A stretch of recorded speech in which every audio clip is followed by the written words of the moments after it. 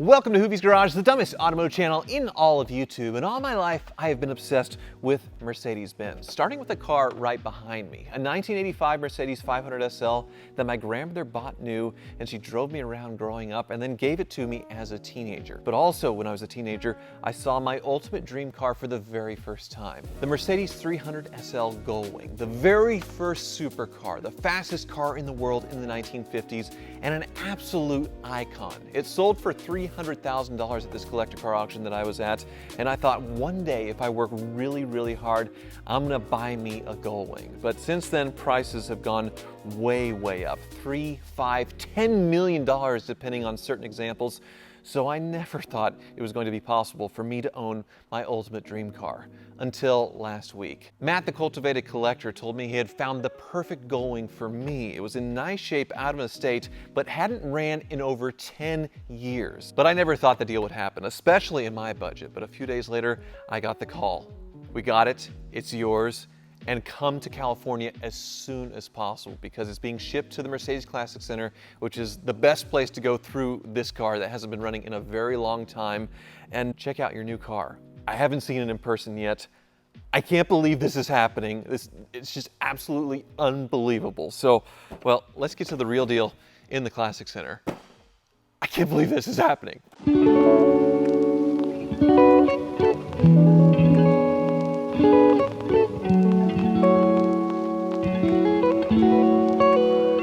Come forth, man. Come forth. This is a big day. Tyler, this is the culmination. Dude, the Ace Ventura thing, like, yeah. This is a car you've wanted since what age? First I saw one at 17 years old. Yeah. Yeah. And Yep. this has been it. This is it, right? This is a dream. This is it. This is all the tingles, all the things, all the. This is final boss. Are you ready? I'm ready. Oh, it's really nice. Oh my gosh. It is everything I've always wanted. Holy smokes.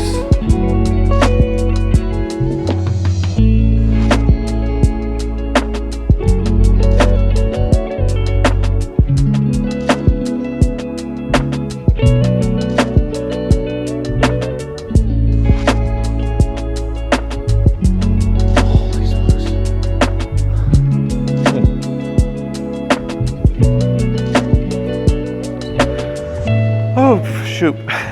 It's really nice. Dude. Yeah, thank you. Thank you. Found it. And you said it's a hoopty. It doesn't look like a hoopty. No, this is not a hoopty, dude. Oh, man. This is not a hoopty. Oh. Quick recap. This car was in same family ownership for over 40 years. Yeah. This was a Gullwing Group member who loved and cherished this car.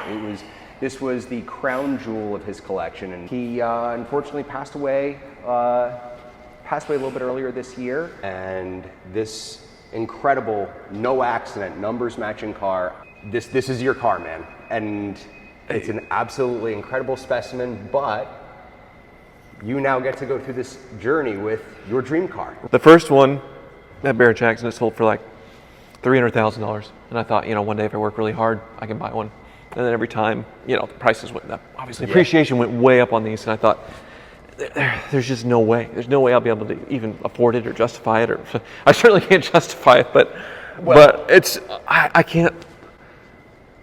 Look, you've been working hard for years. You've been doing such wonderful things with your audience, and here you are. This is yours.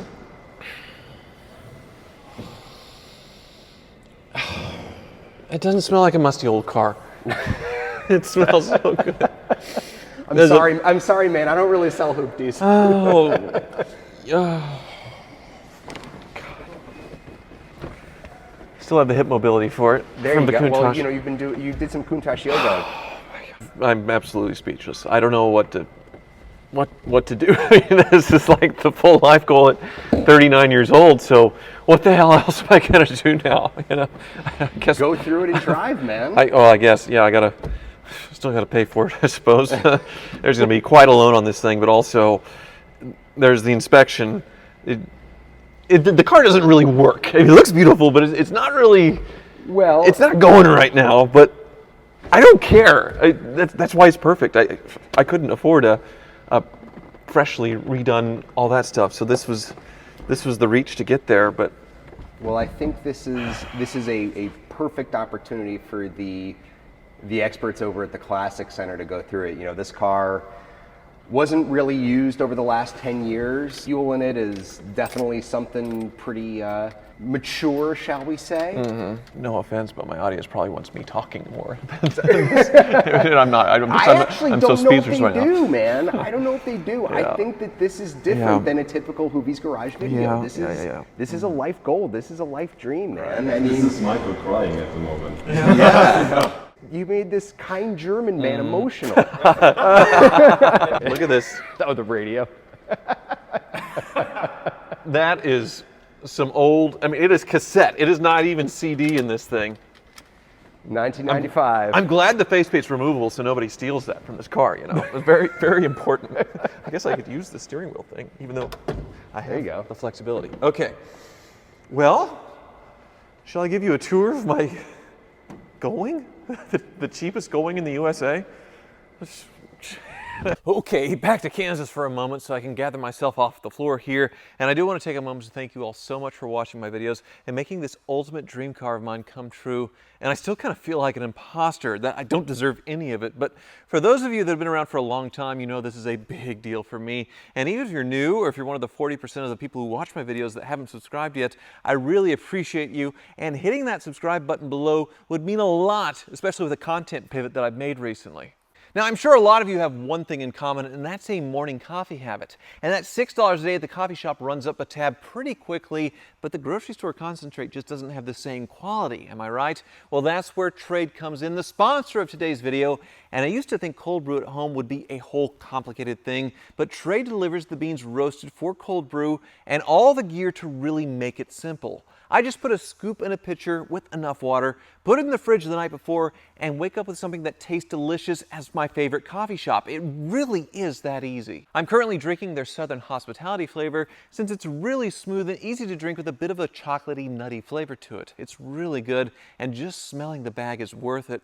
But after it's brewed and in the glass, it's just delicious. And it's nice to know it's not all watered down like what happens sometimes when I get quick drive-through coffee sometimes. So yeah, it's really, really good. Trade has teamed up with 15 roasters for a great variety of quality cold brew, and it really is an amazing value. If your routine is all over the place like mine, Trade is perfect because the tumbler is easy to take on the road and the prep is super easy. That way, I know I'm always having great coffee wherever I'm at. So try Trade, the #1 coffee destination in the US for both hot and cold coffee drinkers, sourcing the best beans from the top roasters. And for a limited time, Trade is giving 50% off a month of cold brew. That's around 60 cups of cold brew for 50% off when you go to drinktrade.com/Hoovies. That's drinktrade.com/Hoovies to get 50% off 1 month of cold brew. drinktrade.com/Hoovies. All right, I guess it's time to take a tour of my Gullwing, which I can't believe I'm saying that, but there's about 1,400 of these built,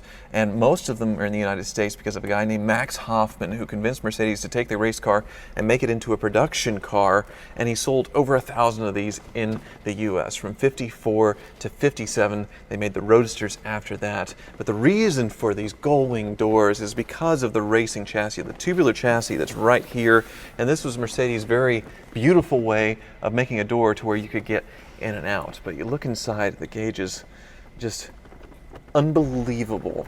And I did not expect it to be this nice. This is absolutely unbelievable. I mean, the gauges, I was looking at the photos, and they're the original gauges. They haven't been restored, and it has been turned over once. So it's not 17,000 miles, it's 117,000 miles on this hoopty. And even though it looks beautiful, as you can see, it's never been fully restored. So it's just been kept up and kept up very nicely over the years. And yeah, holy smokes. This isn't the original interior. This isn't the original color. Originally from the factory, it would have been gray with a red interior. And ooh, that's kind of hard, but okay.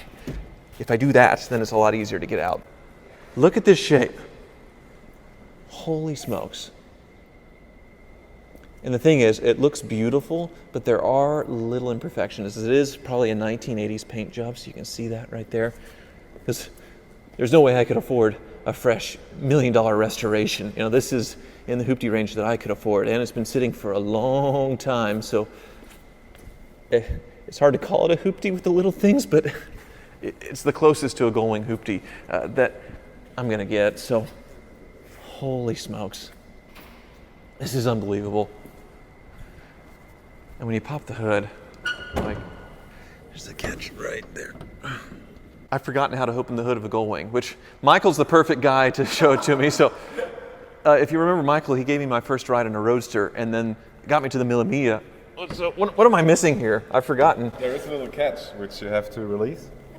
It's been a while, but I think it's here. Oh, there it is. I see it. Yep. And then Yep. Nailed it. Okay. No worries.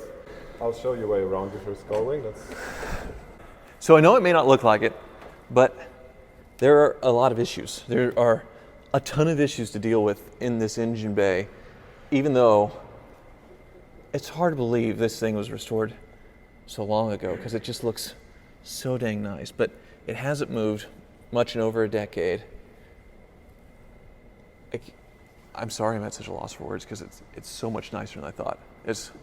I just thought you were going to tell me a real Gullwing hoopty. Oh, I'm sorry. As I said, I apologize. You oversold the hooptiness. I was hoping, like, oh, look at it. No, it's way too nice for me. It's way too nice. Are way out of your comfort zone. So, should we push it in the shop and try and get it going?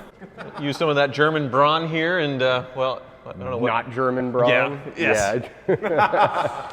Yeah. Okay. Yeah. So some New York non-muscle. Yeah, my first drive in the Gullwing through the Classic Center, and what they have here is unbelievable. I mean, matching knockoff wheel, Roadster and coupe, and then that is the real Jurassic Park ML, which was a concept. It was a few years before production. A little rubber dinosaur in it. Oh, gotta make the turn. Gotta concentrate here, not hit the engine on the stand in my Gullwing. This is ridiculous. So, okay, all right.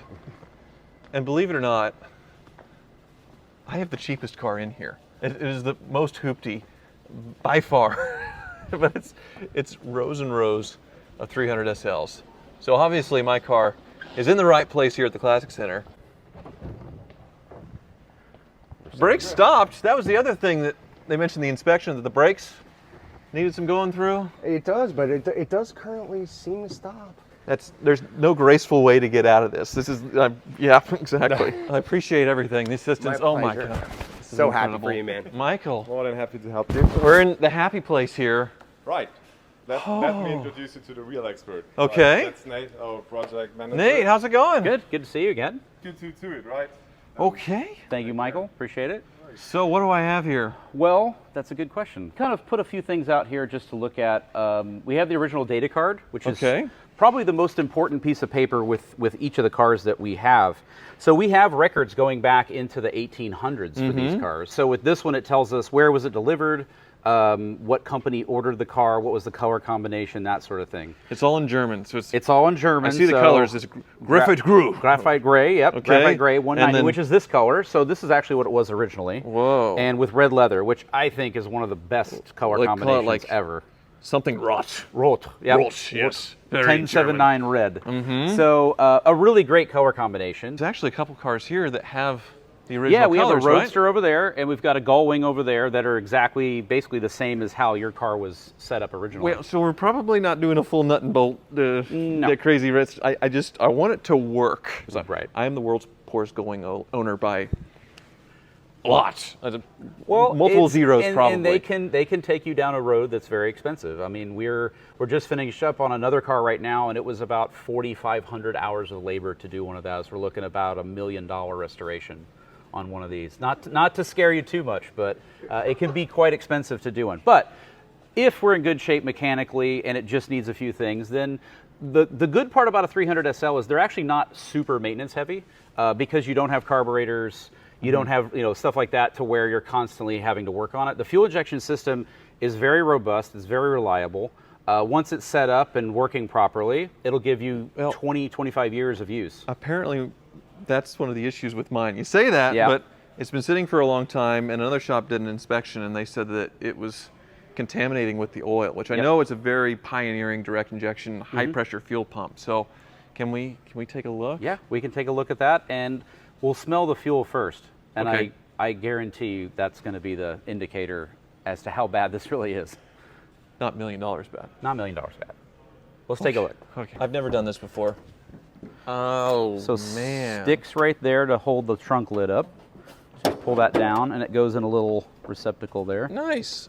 Yeah. Okay. So people always ask, well, why do these cars have fitted luggage? Now you know why. The spare. There's not much room in there but a spare. But I have a tool kit. You have a toolkit. It looks old and original. Yeah, let's take a look. These can go up to about $10,000 or $15,000 for a toolkit. Yeah. They're kind of Ferrari territory when it comes to the cost of these things. But I can make it, let's see, not real, not real, not real, Price. not real. Each time he says that, it goes down 1,000. So we're at That's okay. 5,000, Nope. 4,000. Nope. You know, we got a variety. We've got all German stuff, which is good. West Germany, so you know Okay. it's old. So this is actually how they were finished back then, which is this dark Okay. black oxide finish. So these are good. Every bit helps. Okay. Yep. And this is actually a tool that the Gullwing group has come up with that because these cars were designed for racing, obviously, and so this goes in, and then you can actually put a modern nozzle into the tank. It's a big wide. big hole. Big Yep, wide to get bass it in mount. there. So we're gonna give it a whiff here.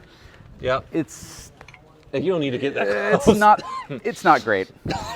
Okay. Well, Yeah. let's see what color it is. It's not supposed to be that color, so it's see how amber, dark brown it is? That is rusty. But this isn't terrible news, so I think Okay. if we drain this and we put some fresh fuel in, that's a good start. Now I do see another good thing, which is this. So this is the factory jack. These are about $8,000 to $12,000 to find them. So again, not cheap. So I'm glad I have that's that. good. That saves you some effort there to find one of those. Right. Well, you want to look under the hood? Let's look under the hood. I was very pleasantly surprised by this. This is pretty tidy. This is pretty nice. For a car that was redone probably in the 80s, it's looking pretty good. A lot of these 80s restorations ended up with like polished aluminum intake manifolds, polished throttle bodies.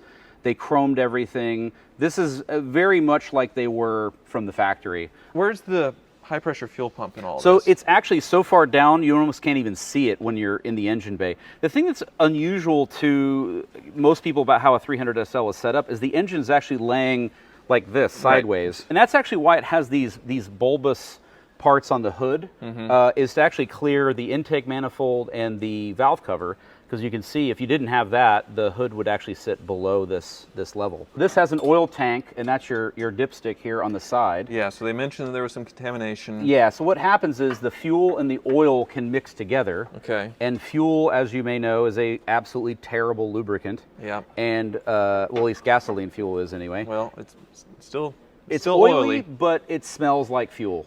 You'll smell it. It smells contaminated. And this is actually why on these cars, the recommended oil change interval is 1,000 miles. So we can look at it and underneath and show you the injection pump so you can see what that looks like. Sure, yeah. And, you can barely see it from up here. And then Yep. also there was some leaks noted as Yep. well. So I'm curious how bad they are. We can take a look at that too. Not $1 million, please.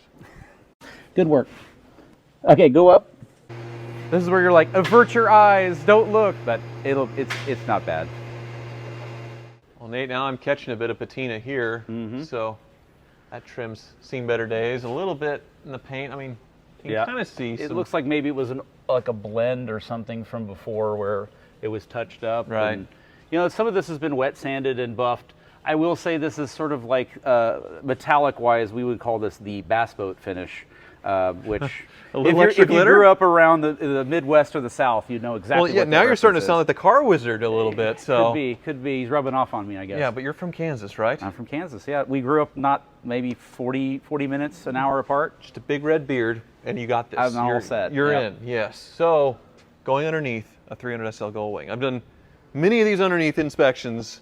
Never thought it'd be with this. So Under your own 300 SL. I know. Oh, it's oily. To be expected Uh-huh. on anything this old, obviously. Right. Well, luckily for you, it has one of the biggest oil tanks in the world. So Okay. we normally run about 15 quarts of oil in these. What we do see is from all the typical places, everything is sort of tilted diagonally. So where you normally have an engine sitting up and down, now you have oil that's collecting in certain areas that it may not normally collect. Right. So all these areas where you see an attachment point of another part, these are all areas where you have a potential leak as these pieces go together. The other thing too is because it's tilted, if the valve cover comes off, like if you take the valve cover off to do a valve adjustment, all the oil leaks down on the side of the engine and makes everything very oily. My mechanic in Kansas, he tastes it. I'm not going to do that. You've never done it before? No, I'm good. I've a Gullwing. tasted. I've tasted it by accident. It's not my favorite. Oh. You want to do the diff? That one's the really bad one. You're right about the fuel injection. It's very easy to see When you're down here, yep. And it runs off of. A jack shaft, yeah, that comes Yeah. off the front of the motor. So yeah, it's really derived from the aviation industry, World War II. Mercedes-Benz produced engines during the war, and they were very large V12s. They were actually like 44-liter V12s. Jeez. And they ran a 12-cylinder injection pump, and it looks almost identical to this. It's just got more cylinders on it. So this is direct injection. It's not the direct injection we have today. It's a little bit different, but it is spraying it directly into the side of the block and directly above the piston. So there's no lines on the top of the motor. It's actually all under here. Since it's leaking internally into the oil, probably something that has to come out and get rebuilt, right? Potentially, yes. So Okay. there's two elements here. I'll grab this real quick. Yeah, well, he's grabbing that. Yeah. You can see the tubular chassis here, which is why the doors are the way they are and why this is so race car inspired all through here. It's so cool, and it's so nice. Yeah. For a car that's supposedly never been apart all the way. Yeah, I mean, all in all, it's not terrible under here, I will say. It's a little dirty, as could be expected. The rocker panels, it looks like somebody drove over a curb or three. You got the baby here, Yeah, so huh? this is actually what the injection system and the injection pump look like. So there's really two main elements here. This is the fuel pump. So this is sucking the fuel from the tank in the back, and it's pressurizing it and sending it into the main metering unit, which is this part. What happens, the leakage is actually between here and here. So as this pump wears out, there's a piston pump inside this. As this pump wears out, then oil and fuel are able to mix together. Ah, what do you think I'm looking at? A few grand to try to fix what's going on in the this whole one. kit and caboodle? Well, that can run 15 grand to take it out, recalibrate it, put it back together again. Okay. Now, it could be worse. If you needed a whole new one, there are a few of these. Bring a Trailer, I know they've sold at least 2 recently, and I don't think they were less than $25,000 for a new one. Well, mine's attached. It's right here. It's right there, so we're going to try to make that work. Now, if good. it was missing, you'd have a really bad day. Ah. But luckily, it's still there. All right. So the only one that concerned me as far as the leaks. So they talked about there's leaks in other places. Yep. But they said the rear main seal was leaking on this one, and I don't know. Like a Yeah, lot of old so- cars, they can leak a little bit and be okay, but if this one's a Yeah, gusher. now, unfortunately with this system, so these are what's called a Borgman rope seal. And it's literally a 2-piece seal that it looks like a piece of rope that's impregnated with graphite these days. Probably back in the old days, it had asbestos in it or something else like that. Wonderful. But the modern ones don't. And that tends to wear out. There's also a series, what we call rifling, just like on a gun, where you have a rifling around the outside edges for the bore. This kind of does the same thing. As it spins, it pushes the oil back into the engine instead of out to the outside. Okay. So when it sits, it'll when it kinda sits, yeah. sit to go What through. tends to happen is, yeah, as it sits. Now, what we can do is we can get it running and driving and put some miles on it and make a determination how bad is bad. There is sort of a acceptable level of leakage. So we can determine, like, is this okay? Is this excessive? We'll try to find a good happy point for that. Gotcha. Directly behind the engine, obviously, is our gearbox. We Yeah. do see a little bit of red. What's really strange is that Mercedes used automatic transmission it for whiskey. fluid. that, so doesn't taste okay. Yeah, it's Not so ATF. It's clean. It's a detergent-based I've never done this before. Usually my mechanic does it just for gags, but I have to. Well, now okay. you're into it. So Yep. if you look, it looks like somebody made a cake and put icing all over it, Oh, and that no. would be RTV. So Yeah. obviously the transmission is leaking, and somebody tried a little bit of a Band-Aid repair. So that's something we should probably look at. All right. Trying to plug the leak from the outside doesn't really ever work. The only way to fix that, obviously, is to reseal the transmission, which we do quite often around here. Is this old horsehair right here? So that actually is felt. So Okay. this is the original felt. It looks, they call it waffle felt because it looks like it was made in a waffle iron. It has kind of a pattern to it. And it's there to absorb some of the heat and some of the noise and catch the grease that flies around in here. So you think that's original equipment? Yeah, that's definitely original. That's never been touched. From 55. Yeah. And looking at the bottom of the floor pan, so all of this is all original. So my Okay. guess is the floor tub's never been out. This one definitely has been out, but they didn't restore it in the traditional sense. This is dented up a little bit. So again, sometimes people hit things going down the road. So this is kind of pushed up into the floor. Okay. The one big thing I see that isn't here are the belly pans. So normally this car would have front to back pans that go all the way through. There's 3 of them, front, middle, and rear. And that was all 300 SLs had it. And the idea at that time was to help get airflow through the bottom of the car, just like the SLR Sterling Moss and a whole host of modern cars that use that. So that's something in the future. They're actually, we do make replicas of the original pan. So if you ever get like 40 grand or so. So if you're, if you get a little bit of disposable income, we'll go that route. You've got a center carrier here in the middle where the ring and the pinion are contained. Now these are fully locking differentials. Wow. So it's not like a typical limited slip. It's kind of a mechanical setup. But it does use these 2 boots to make the axles pivot. These mounts. They're not great. Look. They're starting to get liquefied. They might be original equipment. They are. This is definitely original. From I 55. would even say, looking at the way the cotter pin is folded over and the way it's painted over, and yeah, these pins have never been out. So this differential has never left this frame. It's always been in there. Wow. The gas tank's got some dings and dents on it. Again, because it kind of hangs down here, if you do run over anything, it kind of tends to hit that part of My the shocks setup. look a little Shocks are definitely toast. gone. That Those are- would ride like absolute garbage. Yeah. Probably. Yeah, So okay. luckily, again, we can still get shocks for these, and we can replace those. Exhaust systems, we can still get those parts. Tires, obviously, are pretty straightforward. So not a horror show, I would say, but definitely some needs to bring it into that part of the world and get it ready for some events. And then nice that they make an easy drain for the fuel. So Yes, which we will need to drain all the fuel out. if we drain it and then put some fresh gas, it should run. It right? should run, yeah. And then We'll flush it out and might see. move. It might move under its own power. Can we? Let's try it. Yep. All right, big boy. Yeah, I think they might have locked that. There it goes. So watch yourself, Yeah, because this I'll- tends to make a huge mess. This is the aftershave you don't want.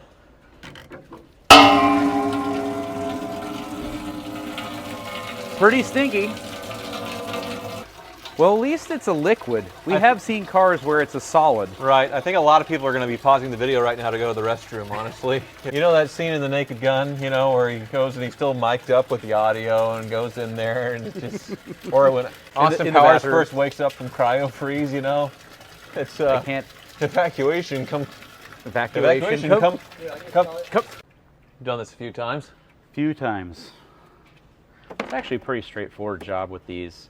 I see a lot of these videos online about how engineers hate mechanics and all of that. But, back in the 50s, they were pretty conscious of the fact that this stuff had to be maintained.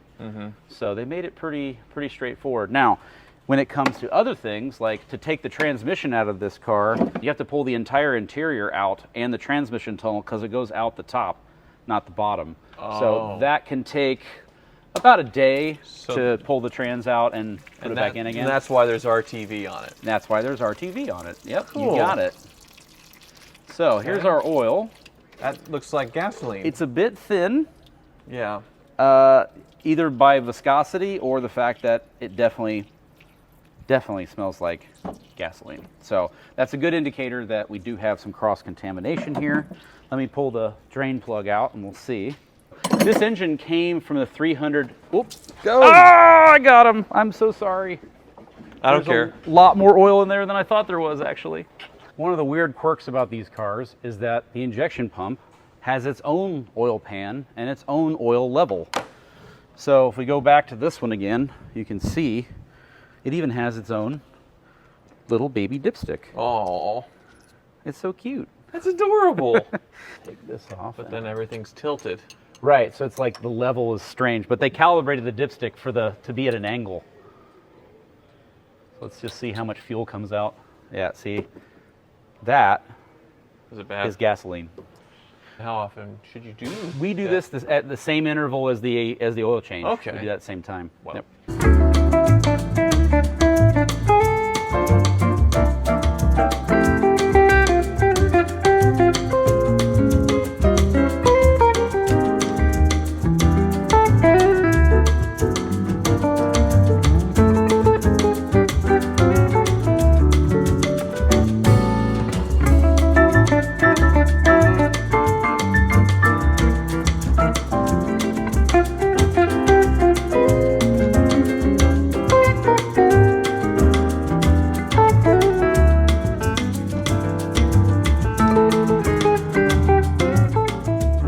So clearly they were very concerned about the cleanliness of the fuel.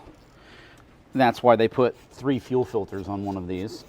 The battery doesn't look ancient, but there's a hole. Somebody cut out crudely a speaker hole in this very expensive car. And there was a point where these weren't worth very much. So It's funny, the fuel hoses look brand new and the fuel filter looks like it's been there for 20 years. So kind of an odd decision of what to do and what not to do on this. But So on the 123, on the 300D, the first diesel Mercedes I had, it was the tank vent, the primary, secondary, and then there was the plunger to prime it all up. Does this one have a plunger? no, so these actually you don't have to prime. They'll bleed themselves out. Not like the diesels where you've got to sit there and pump it. And usually, if you remember the one, it unscrewed and then you would pump it and it would spray all over you. Yes. The new ones are a little bit better at that. So. And I changed a fuel filter when I was getting clogged up on a cross-country trip, and I used the primer, and it failed and was sucking air and still giving me problems. So the fix is condom, roadside, condom over it, zip tie. That gives it an airtight seal, and It'll then get you home. That's the key. It'll get you home. it might have been on there a little longer than it should have, though. If it's when you go back 3 months later and it's still your repair is Right. still there. All right, let's try it. It works. It works. Boy, the music's kind of perfect for the car, like right out of the box. It's classy.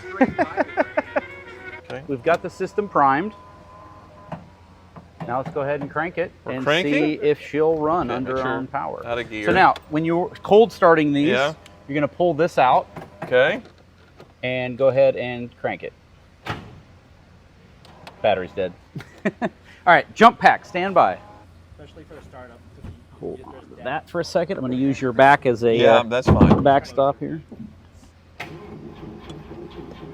Any gas? No gas. We're just going to let it see if it'll start on its own power. Okay. Well, it's cranking like it has compression. There it is. What? We're going to watch our oil pressure. Okay. So give it a little bit of gas. Work this in a little bit. There we go. We got oil pressure. Go ahead and try it again. Okay. This, you can probably run that in a little bit. Yep. Give it a little more gas. And this all the way in now. It runs well. It doesn't rev all that well.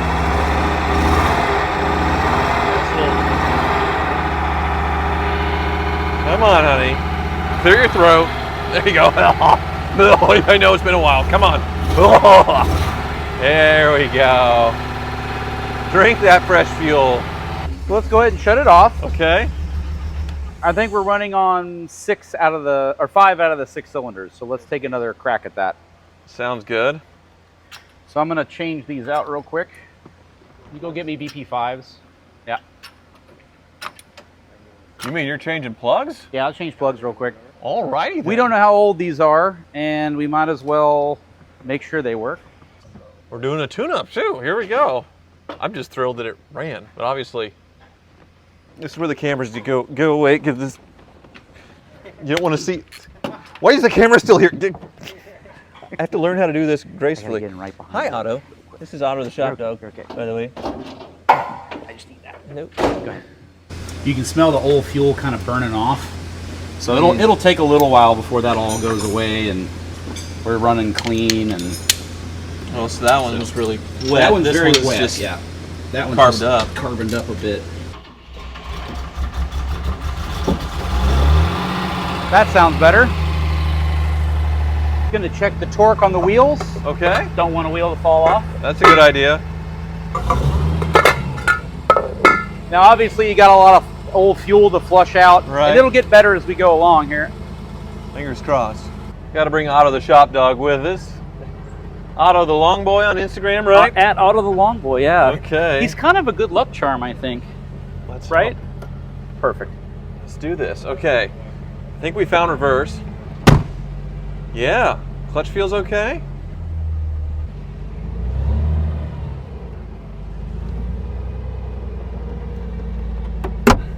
And it's moving. It's moving under its own power. For the first time in we don't know how long, but a long time. Apparently 10 years. Wow. And she sees the light of day.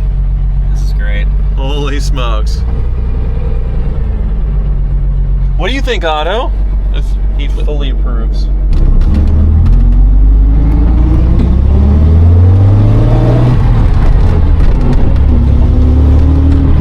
That's pretty smooth. Yeah, brakes are pretty good. Doing what they're supposed to be doing. Okay. It's Good. not bad.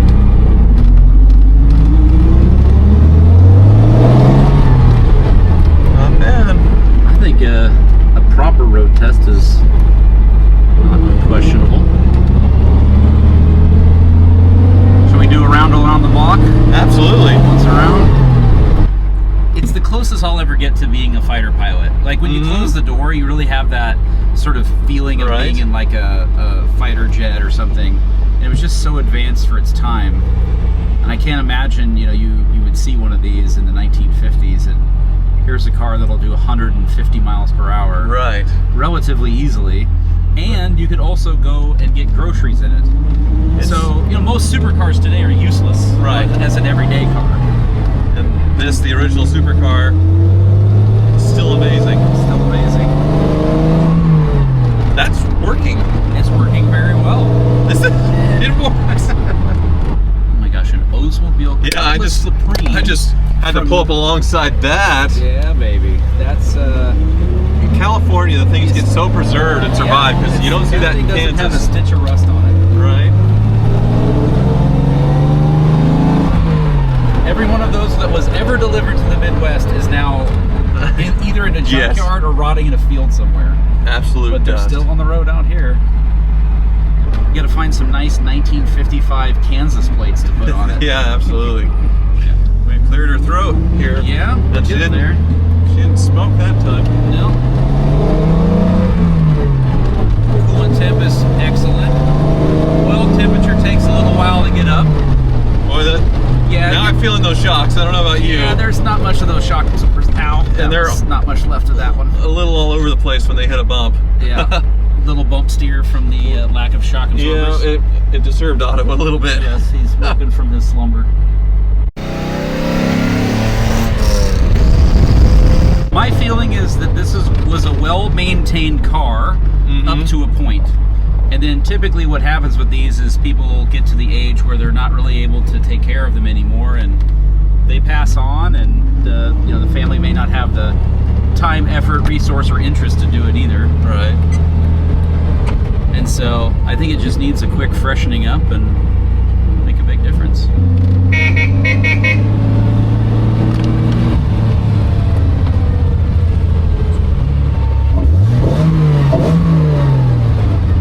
It's alive. And the clock works. The clock works. The clock works. All good. Dude. So this is like best case scenario right here. I mean, it doesn't get any better as far as the car's sitting for 10 years. It runs and drives beautifully. I cannot believe this. But there's still more to do. Obviously, the injection Still pump more is to do, still Eric. contaminating the oil. Yep. The tank is nasty. Yep. So you're going to check on it some more? Yes, I think those are the next steps. But I mean, right out of the box, right away, it's great. I think we're can't in good believe shape. it. So I got a lot of thank yous to make. Obviously, the Mercedes Classic Center for doing this, Michael making it all possible, and Matt, like, oh my, you found this car. It is the perfect car. It's unbelievable. The Cultivated Collector, so give them a follow. We'll have them linked below. The Classic Center is going to have their own content that you definitely want to check out as they continue with this journey with me in the car. And I'll be back with my Gullwing. Your Gullwing. This is it manly enough to have a group hug? Is it okay? Can we just, It's all right. okay, Bring it please? in. Thank you so much. And thank you so much for watching. I really could kiss you. I mean, you're pretty, but